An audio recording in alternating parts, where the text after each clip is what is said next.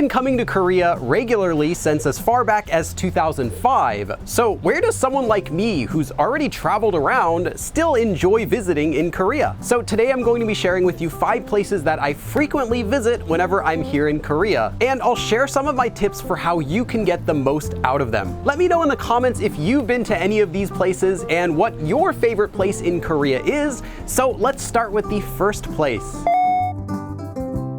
First, Namdaemun Shijang, which is by far the oldest marketplace in Korea, dating from back in the early 1400s. Its name, Namdaemun, literally means Great South Gate, and it got its name from being the southern gate into the city. It's usually filled with visitors, but that actually includes a lot of Koreans. And because of that, this place feels a lot less touristy than other places such as Insadong or Myeongdong. Now, they sell everything here from food, clothes and vegetables, snacks, accessories, electronics, and Korean souvenirs. In fact, this is one of my favorite places for getting souvenirs for my friends and family back in the US, since they have a really good variety of more traditional items. However, if you're looking for a place to get street food or your lunch for the day, I might look elsewhere. And that's because the majority of the shops here are not catered toward that, but are more for shopping. However, there is a snack that I would recommend trying here, and that's hotteok,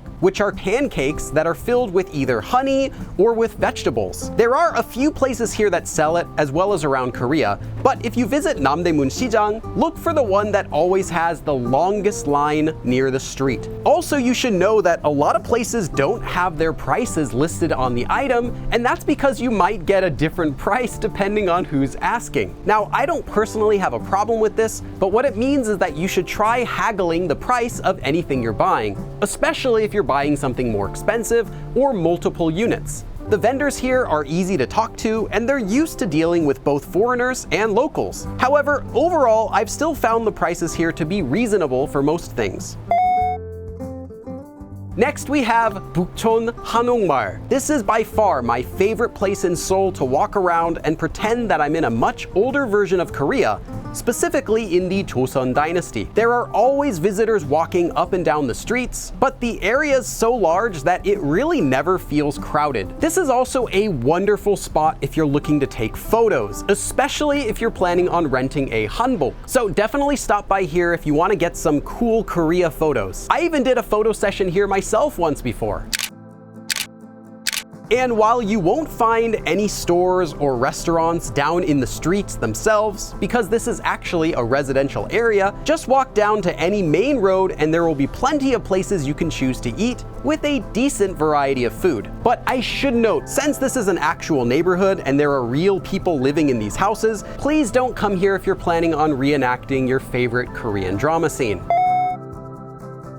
The next place that I always find myself, sometimes multiple times per trip, is 한국민속촌, the Korean folk village. This is the place that you want to go for reenacting your favorite historical drama scenes, or for taking photos wearing hanbok, or just wearing anything. In fact, they occasionally use this place for filming actual dramas. Now, except for the fact that your cell phone will still have a pretty good signal while you're here, it's the closest that you can feel to going back in time in Korea. The best way that I can describe this is that it's like a theme park for the Joseon dynasty. It's a large, old-style Korean village with old-style restaurants, houses, activities, and live performances, as well as mixed with modern amenities like bathrooms. Personally, I don't go here for the activities unless I'm with my kid, but I do like to walk around and listen to the performances and take pictures. Make sure though to check the performance schedule before you go here, because the live music shows are also really fun to watch, so don't miss those. Now, I should note that this place is not cheap.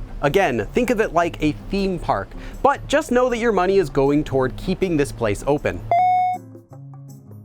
This place, I practically live here. It's one of my favorite places for taking a walk, doing live streams, meeting friends, or filming videos. The fortress walls are over 3.5 miles long, and it connects in a big loop, and it makes for a nice walk for a couple of hours if the weather's nice, but I usually don't walk around the whole thing. There are plenty of restaurants and shops around the area too, So this is somewhere that you can walk around and stop whenever you want for a break. The fortress was originally built around 1794 when the king at the time, King Jeongjo, wanted to move the capital of Korea from Seoul down to the city of Suwon. Now this didn't end up working out, but we still have the fortress. The current Suwon Fortress, like other buildings in Korea that have been destroyed over time, is also a recreation, but what makes it really unique is that it was recreated exactly how it used to be. This is because it was rebuilt using the original blueprints, so I really think that adds to the charm. You get to experience exactly what this fortress used to be like,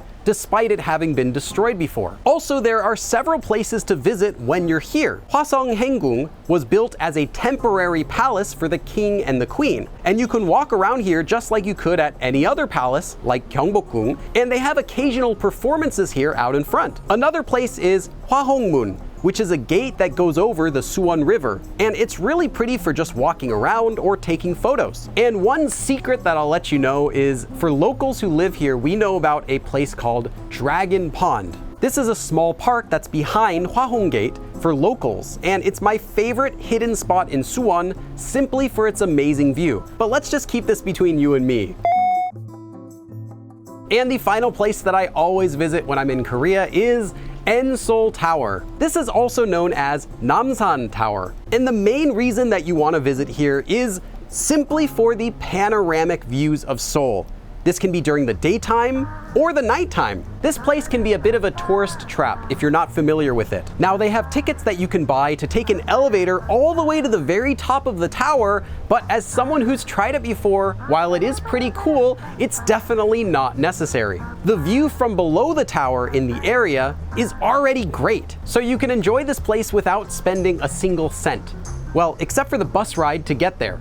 Or if you're like me and didn't take the bus, a 30-40 minute walk up the hill. Also, a lot of the things you can buy here are way more expensive than you can find anywhere else. For example, a popular activity here is for couples to buy a lock and write their names on it, and then they go and attach it to a really big fence, and there are several all around the area. It's to signify that your relationship will never break up. But if you go here, you'll notice that locks are being sold at a premium. So if you're going to do this, maybe think if it's really worth it before. There are also many shops and restaurants inside the area, but again, those are also at a premium price. But don't let me tell you what to do. For many people, the experience of going all the way up to the top and putting their name on a lock and taking photos together and all those things is just a small price to pay for the memories that it brings.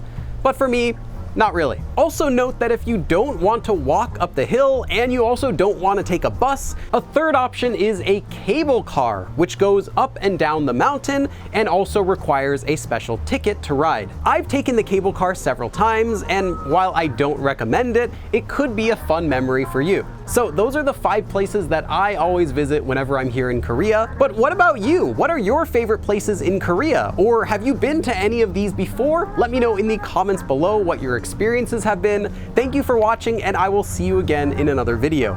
그럼 다음에 또 봐!